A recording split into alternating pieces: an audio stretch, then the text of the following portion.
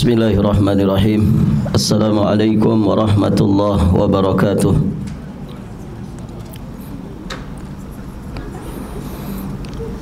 Alhamdulillahi rabbil alamin. Wabihi nasta'inu ala umuri dunya wal din.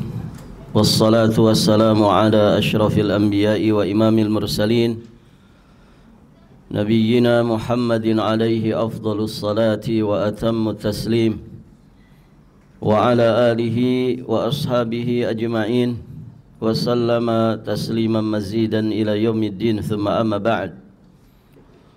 Allahumma inna nas'aluka ilman nafi'an wa rizqan tayyiban wa amalan mutaqabbala. Allahumma 'allimna ma yanfa'una wanfa'na bima 'allamtana wa zidna ilman.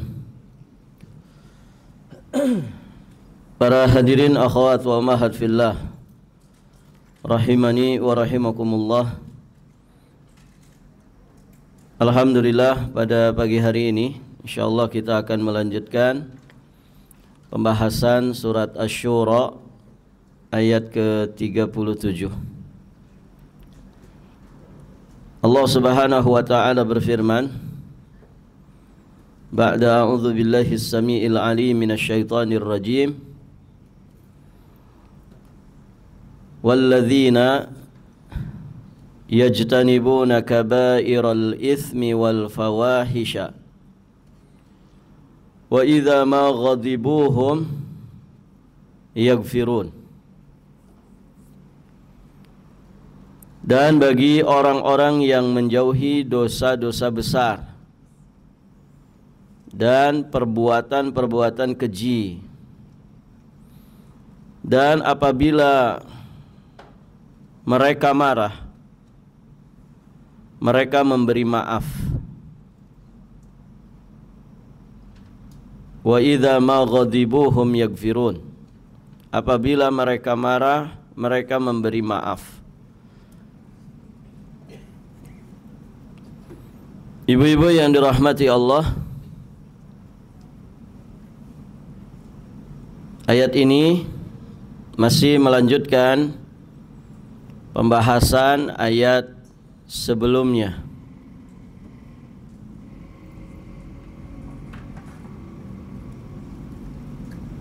Yani ayat di 35 36. Barakallahu fikum.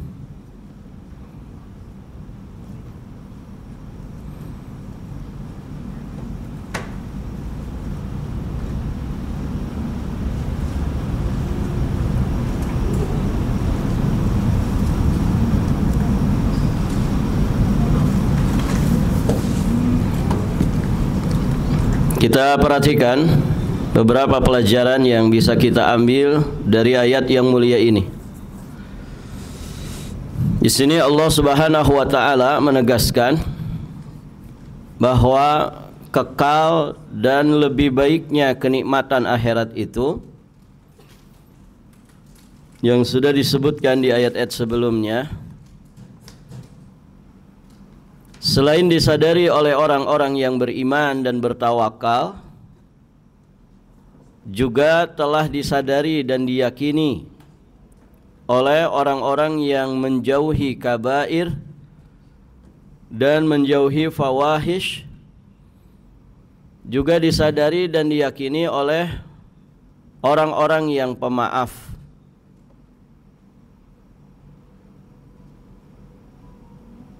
Jadi ini masih menjelaskan amalan-amalan mulia, sifat-sifat yang mulia, yang jika sifat-sifat ini ada, maka orang akan lebih mengejar kenikmatan kehidupan akhirat karena dia meyakini itu lebih baik dan lebih kekal. Di ayat sebelumnya yang sudah kita bahas,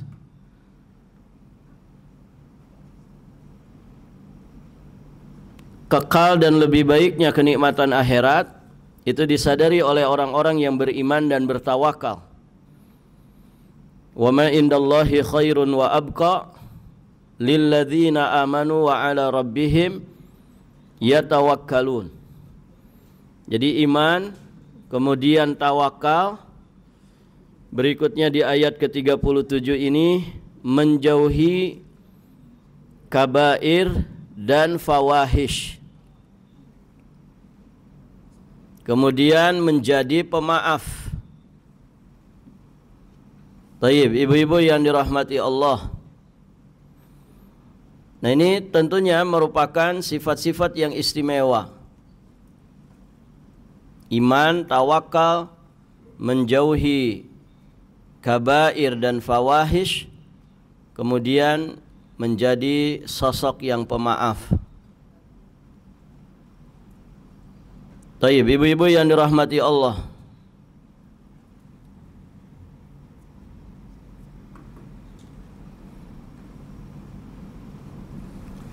Di sini ada dua istilah, kabair dengan fawahish.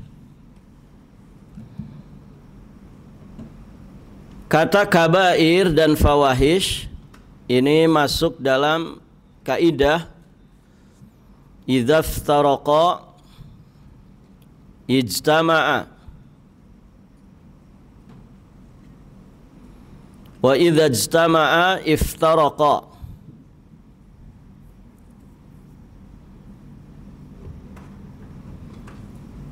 Dua kata yang apabila terpisah penyebutannya, maka keduanya bersatu dalam makna. Namun apabila bersatu penyebutannya, bersanding penyebutannya, maka berbeda dalam maknanya. Contoh lainnya apa? Iman dan Islam. Kalau disebutkan terpisah, maksudnya Islam saja disebutkan, maka makna iman sudah masuk di situ. Kalau disebutkan iman saja, maka makna Islam sudah masuk di situ. Adapun jika disebutkan dua-duanya bersanding, maka berbeda dalam makna. Islam biasanya lebih terkait dengan amal-amal zahir, sedangkan iman itu lebih terkait dengan amal-amal batin. Itu kalau bergabung penyebutannya. Albir wa taqwa juga demikian. Fakir dan miskin juga demikian. Kalau disebutkan fakir saja berarti masuk di dalamnya makna miskin. Kalau disebutkan miskin saja masuk di dalamnya makna fakir. Tapi kalau dua-duanya bersanding, fakir dan miskin, maka berbeda maknanya.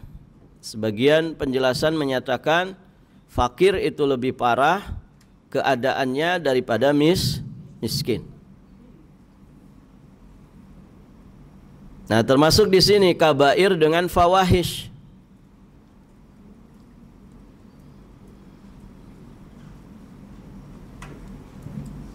Di sini kan disebutkan dua-duanya. Ada kabair, kemudian ada fawahish. Maka nanti memiliki makna yang berbeda.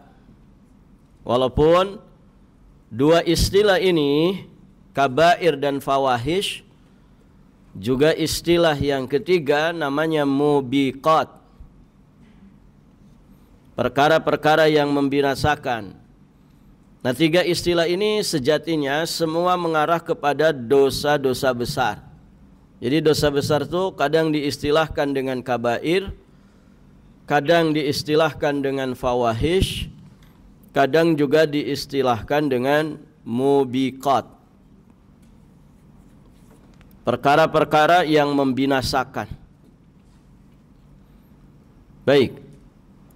Nah, karena penyebutannya bersanding di sini antara kabair dan fawahish, berarti kabair itu punya makna sendiri, fawahish juga punya makna sendiri. Maka kita jelaskan di sini makna dari kabair. Kata kabair merupakan bentuk jamak dari kata kabirun. Kabirun, kabirani, kabiraini, kabair. Berarti kabair ini jamak apa, Bu? Jamak taksir. Jadi kabair itu merupakan bentuk plural dari kabir yang artinya besar.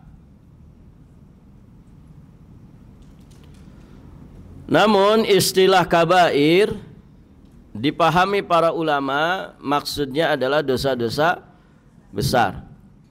Contohnya apa dosa besar, Ibu? Banyak sekali. Ya. Imam Az-Zahabi puluhan ya menyebutkan kabair ya di dalam kitabnya Al-Kabair. Ada sekitar 50-an dosa-dosa besar. Banyak sekali. Yang paling besarnya jelas adalah kesyirikan.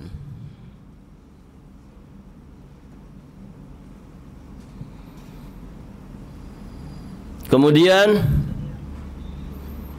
makna fawahish.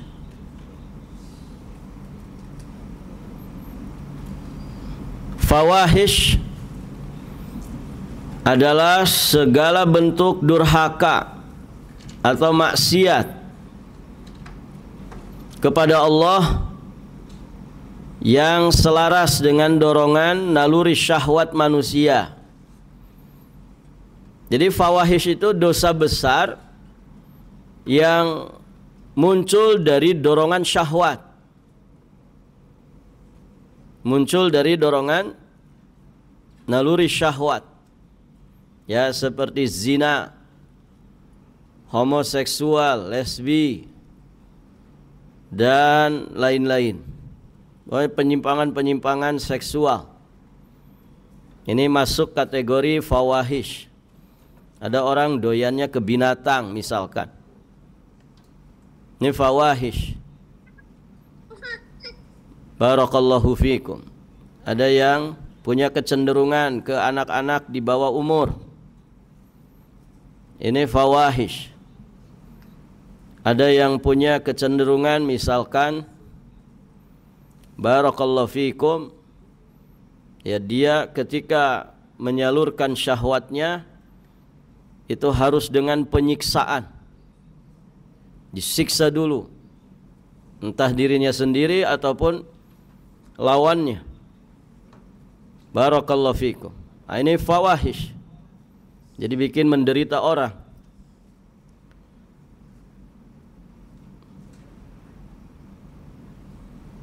Ya, kalau disebut apakah fawahish itu dosa-dosa besar? Iya. Dia masih cakupan dosa-dosa besar. Namun ya lebih kepada penyimpangan-penyimpangan syahwat. Makanya Abdullah bin Abbas radhiyallahu taala anhuma beliau menegaskan bahwa fawahish itu zina. Fawahish itu istilah lain dari zina. Taib, ibu-ibu yang dirahmati Allah. Dua-duanya apakah itu kabair ataukah fawahish ataukah dengan istilah lain yang disebut dengan mubiqat, semua itu wajib untuk dijauhi dan ditinggalkan.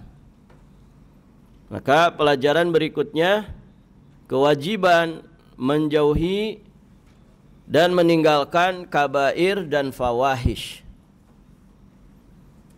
Karena orang-orang yang selamat dari kabair dan fawahish, merekalah sejatinya yang menyadari bahwa kenikmatan akhirat itu jauh lebih baik, lebih kekal, lebih sempurna daripada kenikmatan-kenikmatan duniawiyah.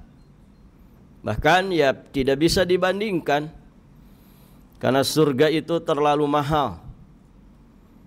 Ya, kalau dunia ini 2 rakaat qabliyah subuh saja sudah bisa mengalahkannya. Begitu kan? 2 rakaat qabliyah subuh kata Nabi khairun minad dunya wa ma fiha. Lebih baik daripada dunia dan seisinya. Jadi ya pantas kalau kemudian Nabi menyebut ya dunia itu tidak lebih berharga, tidak lebih bernilai dari sebelah sayap nyamuk. Gitu ya. Tidak lebih berharga, bernilai daripada bangkai anak kambing yang cacat. Barakallahu fikum. Dia seperti bayangan saja. Dia seperti fata morgana saja. Nah kan tidak ada apa-apanya. 2 rakaat qabliyah subuh sudah bisa mengalahkan dunia dan seisinya. Baik, ibu-ibu yang dirahmati Allah. Maka surga itu ya jelas tidak bisa dibandingkan dengan kenikmatan dunia. Jadi dunia itu biasa saja. Tidak usah pertentang-pertenteng dengan dunia. Ya sama saja kan orang kalau pertentang-pertenteng dengan dunia, ya dia sedang menyombongkan sebelah sayap nyamuk. Kalau orang paham kan begitu. Kok bisa-bisanya orang sombong dengan dunianya? Taib, ibu-ibu yang dirahmati Allah. Dan orang sombong itu kisah akhirnya selalu tragis, ibu ya. Di mana-mana orang sombong itu kisah akhirnya selalu tragis. Ibu tahu di antara tanda sombong apa? Di antara ciri orang itu sombong, joget-joget.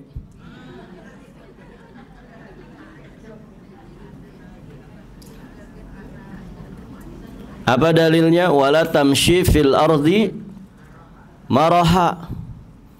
Jangan engkau itu berjalan di muka bumi ini maraha, dengan penuh kecongkakan, kesombongan.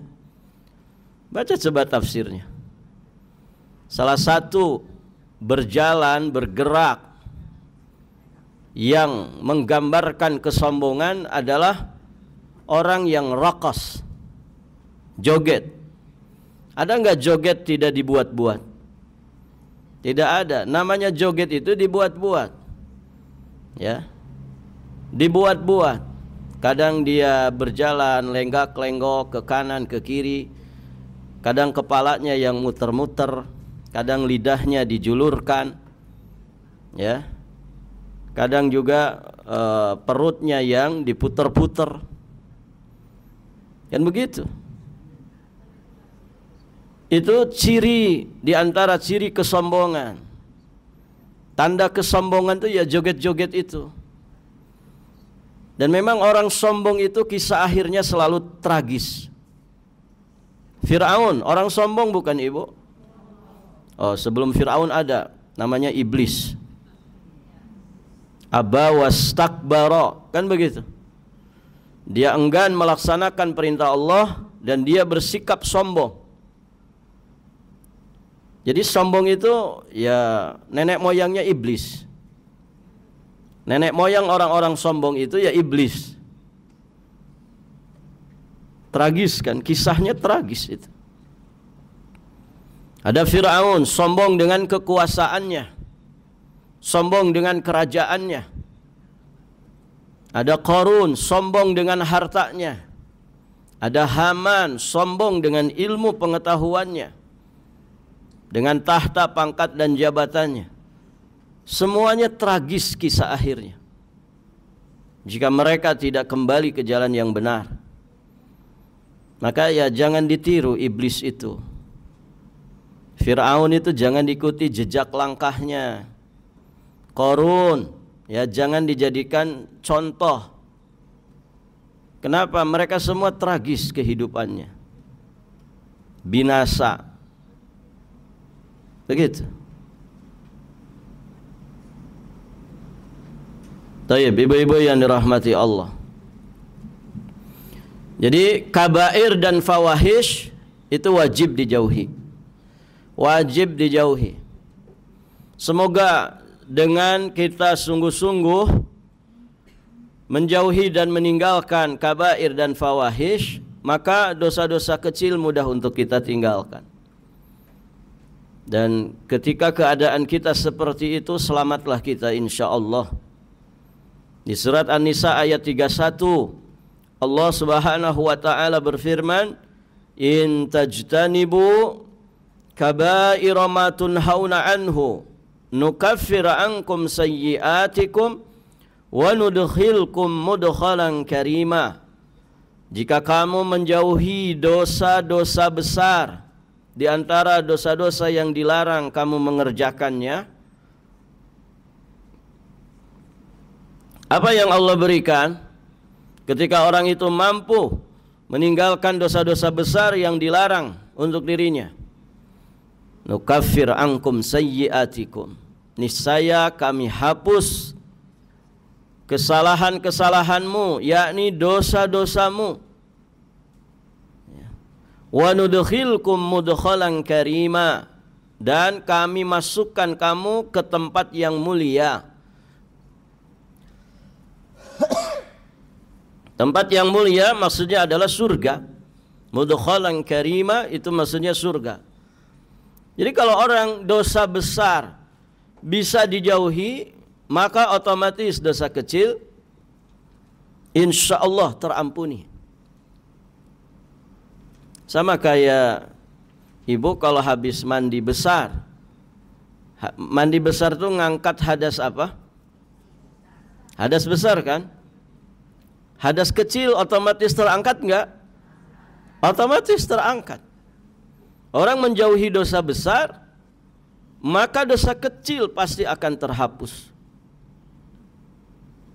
Barakallahu fiikum. Ibu-ibu yang dirahmati Allah, orang kalau habis mandi janabah kan boleh tidak wudhu lagi kan? Karena di dalam mandi janabah sudah ada wudhu dan sudah menghilangkan hadas besar. Kalau hadas besarnya sudah hilang, ya otomatis hadas kecil juga hilang. Taib. Maka berikhtiar, bersungguh-sungguh menjauhi dosa-dosa besar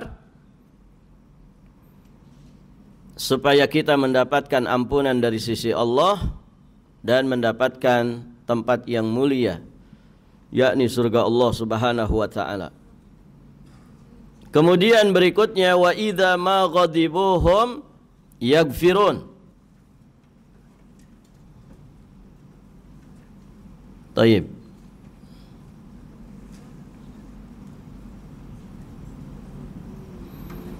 Wa idza ma ghadibuhum yaghfirun.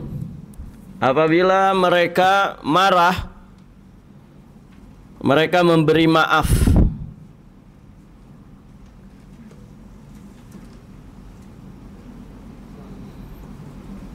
Maksudnya saat amarah mereka itu terpancing, tersulut, ada yang membuat mereka marah, maka mereka ini yaghfirun,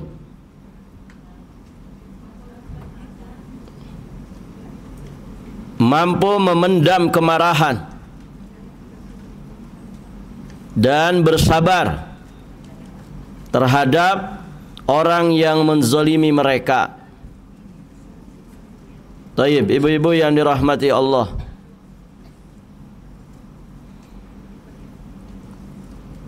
maka di sini ada pelajaran berharga bagi kita, yakni tentang keutamaan sifat pemaaf. Keutamaan sifat pemaaf. Jadi suka memaafkan. Suka memaafkan. Barakallahu fikum. Orang itu kalau suka memaafkan berarti bersih hatinya. Ya tidak ibu? Kalau dia mudah memaafkan, ya berarti tidak ada ganjelan hati, nggak ada mangkal, nggak ada kesel, nggak ada jengkel. Pokoknya plong hatinya, bersih hatinya. Kenapa? Karena dia memaafkan. Barakallahu fikum. Ya, memaafkan itu tidak semudah teorinya, begitu ya. Sakitnya tuh di mana? Di sini. Ya. Terluka hatiku berbeda dengan terluka tubuhku yang lain. 7 turunan ya. Ya. Barakallahu fikum. 7 turunan ya tidak akan saya maafkan. Orangnya belum kawin gitu. 7 turunan katanya. 1 saja belum, begitu kan. Baik Ibu. Keutamaan sifat pemaaf. Ini sengaja saya panjangkan ya supaya menjadi nasihat bagi kita semua. Ternyata keutamaan dari sifat pemaaf itu luar biasa. Ya, semoga kita termotivasi untuk menjadi sosok pemaaf. Karena memang tidak mudah memaafkan tuh. Baik, ibu-ibu yang dirahmati Allah. Di antara keutamaan sifat pemaaf, orang yang pemaaf berarti dia mematuhi dan memenuhi perintah Allah dalam surat Al-A'raf. Ya, di antaranya di surat Al-A'raf ayat 199. Allah Subhanahu wa taala berfirman, "Khudzil afwa wa'mur bil 'urfi wa'rid 'anil jahilin." Jadilah engkau pemaaf dan suruhlah orang mengerjakan yang ma'ruf dan berpalinglah daripada orang-orang yang bodoh. Ada 3 perintah di sini. Perintah pertama, jadilah pemaaf. Perintahkan yang ma'ruf.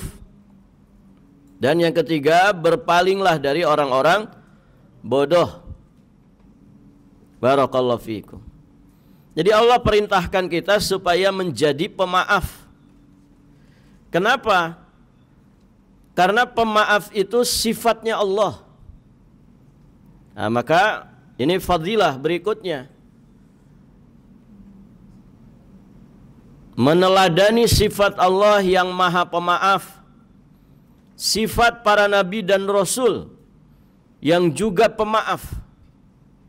Ibu ingat kisahnya Nabi Yusuf alaihi salam yang kemudian memaafkan siapa? Saudara-saudaranya yang pernah berbuat jahat kepada dirinya. Hasadan, karena hasad. Masya Allah ibu ya. Adik kakak itu bisa saling hasad. Apalagi sama orang lain. Dan orang hasad itu manusia paling menderita. Aslinya itu Bu. Orang beli kulkas, dia yang kepanasan. Rugi enggak? Rugi. Orang beli kulkas, adem begitu kan? Dia malah kepanasan. Kok mau gitu deh jadi orang menderita. Orang beli parabola, dia beli paramek gitu. Kok rugi banget. Barakallahu fiikum. Hasad. Saudara Nabi Yusuf hasad kepada Nabi Yusuf. Dan hasadnya sudah hasad tingkat tinggi, begitu ya. Hasad itu apa sih Bu? Bahasa kita kan iri hati, dengki. Sebagian orang mengistilahkan, sirik kamu. Sirik itu maksudnya hasad. Ya. Hasad itu apa? Hasad itu cukup dikatakan hasad, kata Syekhul Islam Ibn Taimiyah, ketika orang itu membenci nikmat yang ada pada saudaranya. Sekadar benci, tidak suka saudaranya itu dapat nikmat itu sudah hasad. Makanya hasad itu kan asalnya penyakit hati. Karena benci itu di mana? Di hati. Sekedar membenci nikmat Allah yang Allah anugerahkan kepada orang lain, itu sudah hasad. Nah, kalau sudah terlampiaskan oleh lisan, oleh mulut, berarti level hasadnya naik lagi itu. Ya. Masya Allah ya, tetangga kita sudah bisa beli ini, bisa beli itu. Ya. Kemudian kata temannya yang hasad, iya sih paling kredit itu. Ya. Tahu saya juga. Nah, syirik. Nah, itu bukan sekedar di hati lagi itu, tapi sudah di mulut, terlampiaskan oleh mulut. Ya. Nah, ada yang sampai kepada tindakan, upaya untuk menghilangkan nikmat itu dari saudaranya. Nah, itu lebih parah lagi, Ibu. Dia membayangkan saja, berangan-angan supaya nikmat itu dicabut dari orang ini, itu sudah hasad. Apalagi kalau sudah pakai tindakan. Kalau sudah pakai tindakan, mungkin barakallahu fikum, dia ngerahkan orang-orang di bawah kekuasaannya, sikat tuh orang, penjarakan itu orang, hancurkan nama baiknya. Ya. Orang ini nggak boleh muncul di permukaan. Kenapa? Bahaya untuk 2029. Misalkan, ya. Dihancurkan nama baiknya, dihancurkan reputasinya, dihancurkan kehidupannya, dibuat sengsara dia. Barakallahu fikum. Nah, ini udah hasad level tinggi. Nah, saudaranya Nabi Yusuf itu sudah sampai ke situ. Kenapa, Ibu?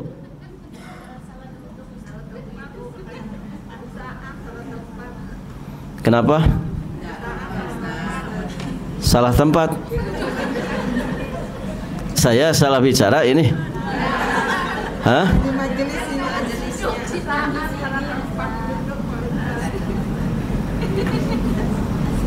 Maksudnya ada jamaah? Kenapa Ibu?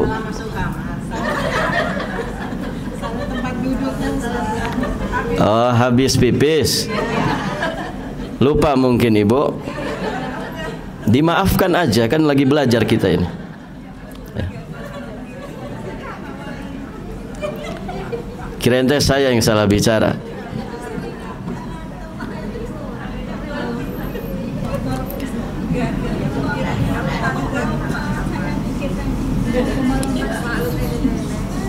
Ya, saking fokusnya pelajar ya, enggak apa-apa. Yang masih muda saja sering lupa. Kita lanjut, Ibu.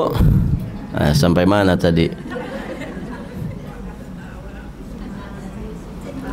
Saudaranya Nabi Yusuf ya. Lihat bagaimana para nabi dan rasul itu menjadi teladan bagi kita dalam sifat pemaaf. Nabi Yusuf memaafkan saudara-saudaranya. Coba Ibu kalau digitukan sama saudara, dihasadi, dibohongi, diajak ke satu tempat, tiba-tiba disuntrungin ke dalam sumur yang dalam. Ketemu lagi, Ibu sudah jadi raja permaisuri. Mereka datang merengek-rengek meminta bantuan ke Ibu. Kira-kira diapain enaknya? Hah? Tinggal panggil pengawal, penjarakan mereka ini. Ya, enak saja dulu saya dicelakain, kan gitu. Itu kalau kita, makanya nggak jadi Nabi Yusuf kan. Ya. Kalau bicara nafsu ya enaknya begitu kan. Tapi tidak dengan Nabi Yusuf, dimaafkan. Dimaafkan. Ibu baca kisahnya di surat Yusuf itu. Ya. Dimaafkan. Nabi Muhammad lebih-lebih lagi, Rasul yang mulia, memaafkan penduduk Taif yang melukainya, mencederainya, mengolok-oloknya, melemparinya. Dimaafkan oleh Nabi. Ketika ada tawaran dari malaikat, ya Rasul, saya tinggal nunggu perintahmu. Seandainya gunung yang ada di sini ini, ya, engkau suruh untuk timpakan kepada mereka, ya, saya siap mengerjakannya. Taif kan pegunungan Ibu ya. Satu saja ditimpakan kepada mereka, selesai urusan. Apa kata Nabi? Innahum qaumun la ya'lamun. Mereka itu satu kaum yang belum mengetahui saja. Aku berharap ada di antara keturunan mereka yang mau beriman kepada Allah Subhanahu wa ta'ala. Dimaafkan. Puncak-puncaknya ibu di peristiwa Futuh Mekah. Di peristiwa Futuh Mekah, Masya Allah, itu penduduk Mekah dimaafkan oleh Nabi. Padahal dulu mereka mengusir Nabi, mau membunuh Nabi. Nabi sering diganggu, diintimidasi. Demikian pula orang-orang beriman, pengikut Nabi. Ketika peristiwa Futuh Mekah, beliau mengatakan, siapa yang berlindung di Ka'bah selamat. Siapa yang berlindung di rumahnya Abu Sufyan, maka dia selamat. Oh, mereka sudah ketakutan ibu. Ya Muhammad yang dulu kita usir-usir, yang dulu kita intimidasi, dulu kita akan bunuh, sekarang membawa kekuatan pasukannya. Selesai sudah kita. Mereka sudah menganggap akan binasa. Masya Allah, ternyata Nabi memaafkan. Apa efeknya ibu setelah itu? Wa ra'aitan nas yadkhuluna fi dinillahi afwajan. Engkau menyaksikan bagaimana manusia itu ya masuk ke dalam Islam berombongan. Masya Allah. Satu rombongannya dikisahkan sampai 40 orang. Nanti datang gelombang kedua, datang lagi gelombang ketiga. Berduyun-duyun mereka ya. Serentak mereka masuk ke dalam dinul Islam. Buah dari sifat pemaaf. Allah Maha Pemaaf, para nabi dan rasul juga pemaaf. Demikian pula orang-orang saleh dari zaman ke zaman. Banyak sekali kisah pemaafnya mereka ini. Imam Ahmad memaafkan pemimpin yang kemudian menzalimi dirinya. Ya.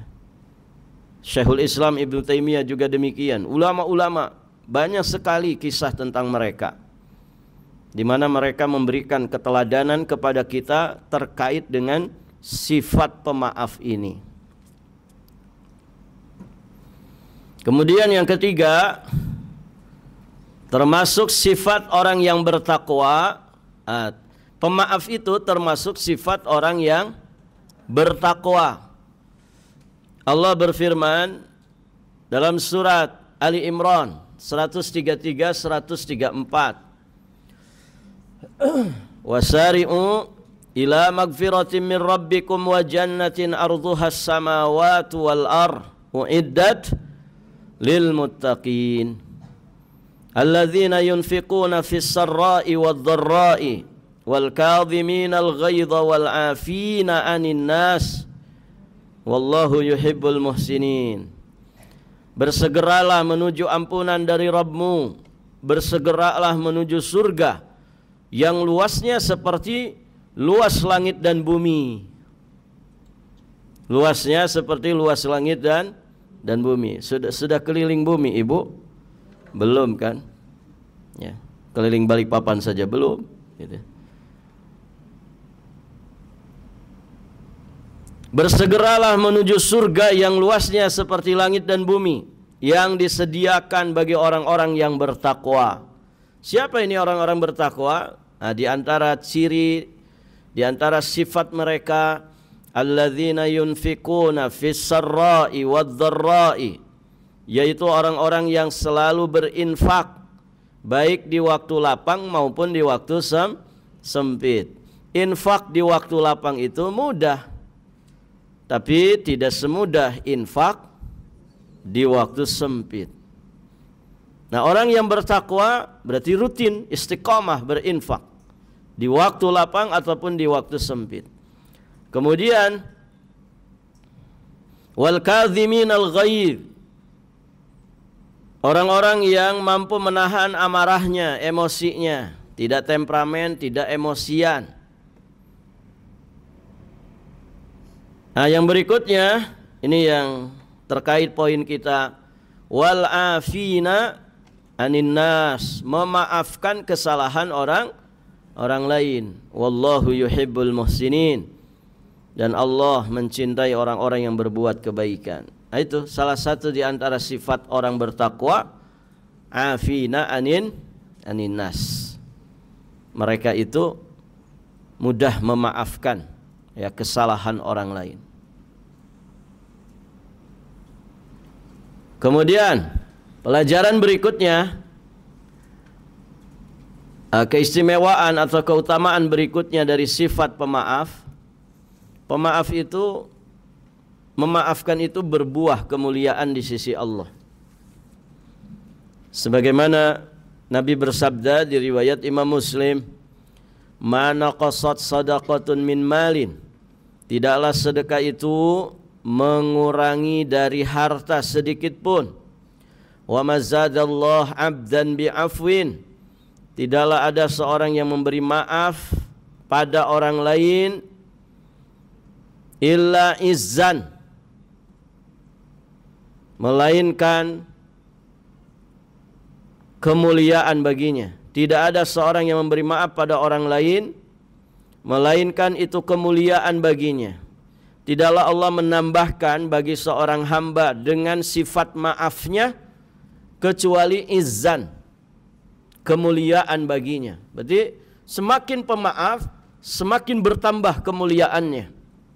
Jadi bukan semakin lemah dia, bukan semakin hina dia, bukan semakin rendah dia. Justru izzan, dia semakin mulia, semakin tinggi derajatnya di sisi Allah Subhanahu wa taala. Wa ma tawadda'a ahadun lillah illa rafa'ahu Allah. Dan tidak ada seorang pun hamba yang tawadhu karena Allah kecuali Allah akan angkat derajatnya. Syahidnya pada kalimat wa mazadallah 'abdan bi'afwin illa izzan. Tidaklah Allah menambahkan kepada seorang hamba dengan sifat maafnya kecuali kemuliaan. Bertambah mulia kita. Jadi memaafkan itu kemuliaan, bukan kehinaan dan kerendahan, bukan kekalahan. Kemuliaan di sisi Allah.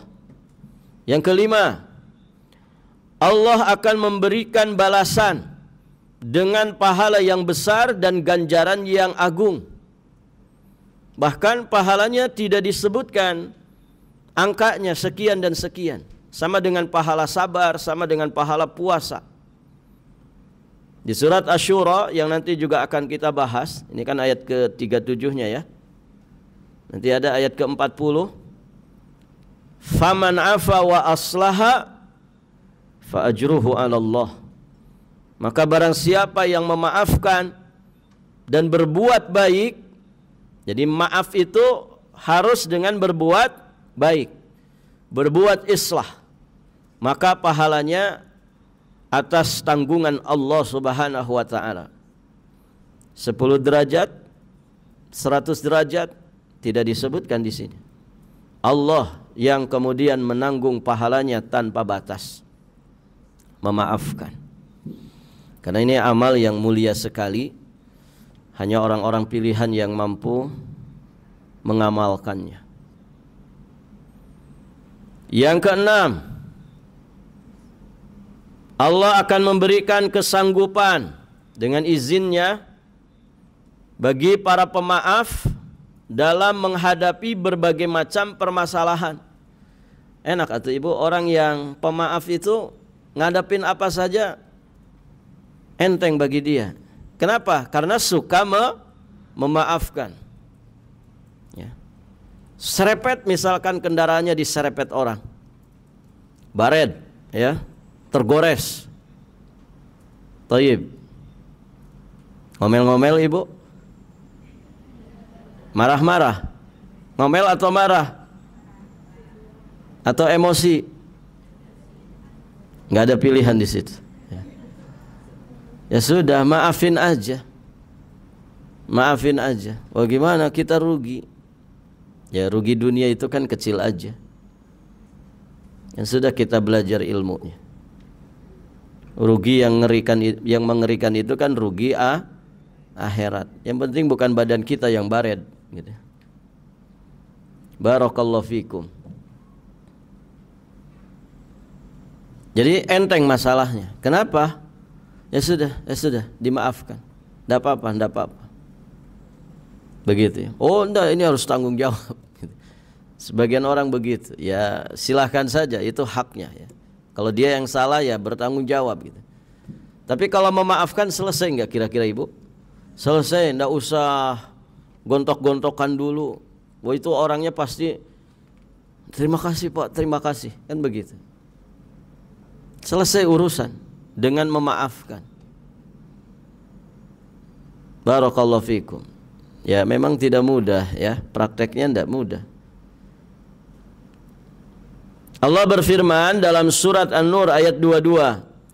Wala ya'tari ulul fadli minkum was-sa'ati ayyutu ulil qurba wal masakin wal muhajirin fi sabilillah wal ya'fu wal yasfahu ala tuhibbuna ayyaghfirallahu lakum wallahu ghafurur rahim.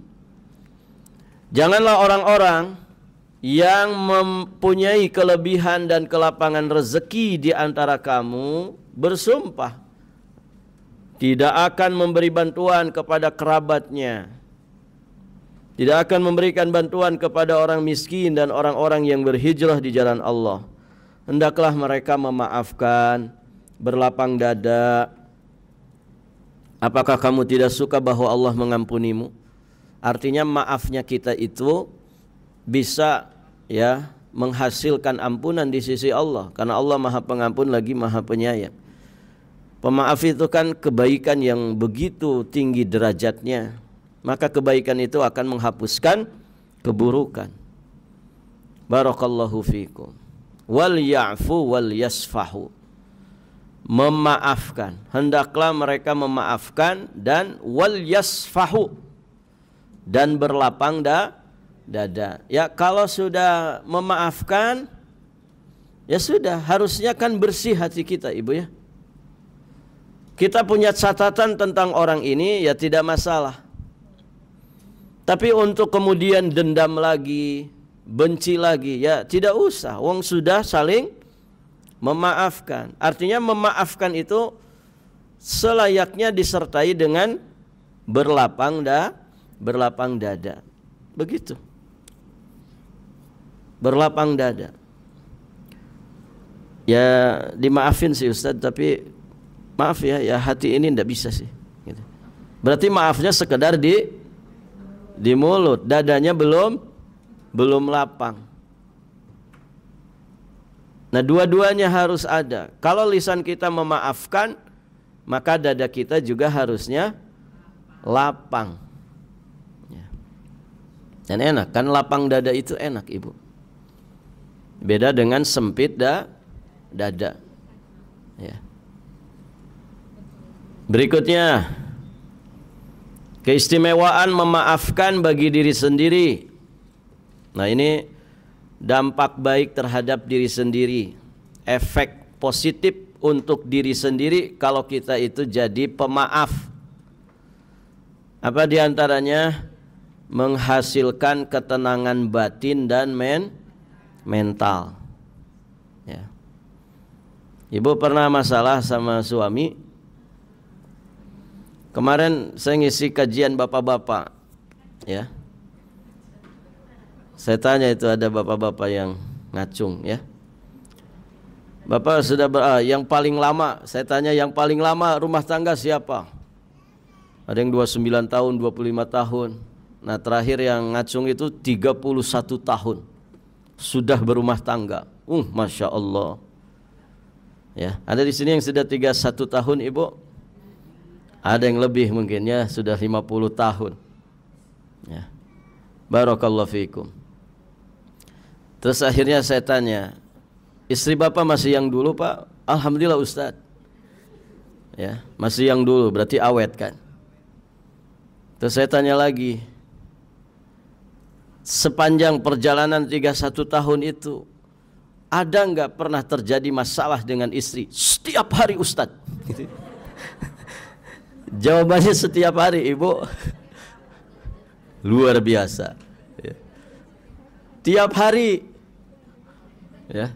Semuanya pada ketawa gitu kan. 31 tahun masalahnya tiap hari. Itu namanya awet rajet gitu ya. Barakallahu fikum. Itu tidak berpikir lagi ketika saya selesai nanya langsung setiap hari Ustaz gitu. Ya, kayaknya istrinya ada di sini nih. Allahu a'lam. Nah itu ibu yang dirahmati Allah ya. Jadi ya masalah, mungkin masalah, tapi kalau kita memaafkan selesai masalah, kan begitu ibu. Coba kalau ibu sudah maaf-maafan sama suami ketika ada masalah, Masya Allah, itu seperti malam pertama lagi dulu begitu kan. Apalagi turun hujan malamnya gitu ya. Kan begitu ibu ya. Masya Allah, selesai masalah. Itu ke diri kita sendiri jadi tenang. So, ibu kalau kita punya masalah sama orang kan tidak tenang. Jadi kalau selesai dengan memaafkan, saling memaafkan, batin kita tenang, mental kita juga tenang. Meningkatkan kualitas diri, jelas itu. Orang kalau pemaaf itu kualitas dirinya tumbuh, semakin meningkat. Juga bermanfaat bagi kesehatan fisik. Kenapa? Enggak ada dendam. Tidak ada lagi dendam.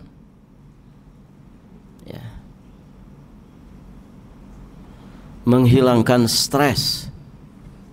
Ya. Orang sekarang kan banyak yang stres, ibu. Ya. Banyak yang stres. Dikit-dikit aduh stres saya. Gitu. Pulang kerja stres saya. Gitu ya. Emak-emak baru pulang pengajian, ya, bukannya tenang, ya, malah stres, gitu. Stres saya Abi, gitu. Kenapa pulang ngaji kok error begitu? Gitu. Barakallahu fikum. Nah, pemaaf, dengan memaafkan itu semua akan hilang. Penyakit-penyakit itu hilang. Ya.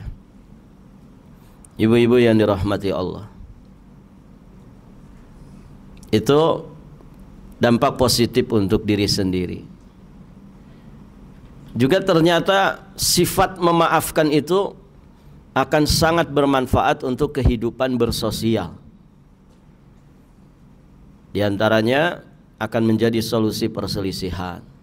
Jelas itu. Ya. Menghindari konflik yang berkepanjangan, memperbaiki hubungan, mempererat, memperkokoh ukhuwah. Gitu ya. Makanya ya saling memaafkan itu jangan nunggu lebaran ya. Kalau memang kita punya masalah ya selesaikan segera. Kalau kita punya kezaliman selesaikan itu hutang kezaliman itu. Ya jangan kabur. Gitu ya. Kalau punya salah jangan kabur. Ya selesaikan permasalahan. Kalau memang kita merasa salah minta maaf. Minta maaf. Semoga yang kita mintai maaf dia berlapang dada memaafkan. Kalau saling memaafkan begitu kan selesai urusan. Selesai urusan. Tidak berkepanjangan dan tidak enak, bermasalah terus itu tidak enak. Ya ibu, bisa mengganggu kehidupan dunia kita, lebih-lebih yang mengerikan bisa mengganggu kualitas dari kehidupan beragama kita. Salat jadi nggak khusyuk. Ya. Tidak mau sholat di masjid itu, sebel saya sama si fulan itu. Ya, karena si fulan jamaahnya di situ, akhirnya dia tidak mau jamaah di situ. Kok susah hidup gitu? Ya. Barakallahu fikum. Tidak mau saya paling depan duduk ngaji itu ada si fulanah gitu. Kenapa? Masalah. Coba selesaikan. Ya. Jangan ada sekat-sekat. Ya, jangan ada ganjelan-ganjelan, gitu ya. Diplongkan aja dengan cara saling memaafkan. Barakallahu fikum. Dan ini satu pondasi mendasar sejatinya dalam muamalah. Dalam kehidupan bermuamalah itu sifat ini mutlak dibutuhkan ibu. Kalau enggak ya hidup kita sering susah. Ya, hidup kita pasti sering susah. Ya sudah mah hidup itu serba susah, ditambah lagi susah karena kita tidak memiliki akhlakul karimah ini. Barakallahu fikum. Baik, ibu-ibu, sampai di sini pelajaran kita. Semoga yang sedikit ini bermanfaat bagi kita. Semoga Allah anugerahkan kepada kita sifat pemaaf ini. Ya, terutama ya memaafkan orang-orang yang di sekitar kita, gitu ya. Ibu kalau punya salah sama suami, sok minta maaf ke suami.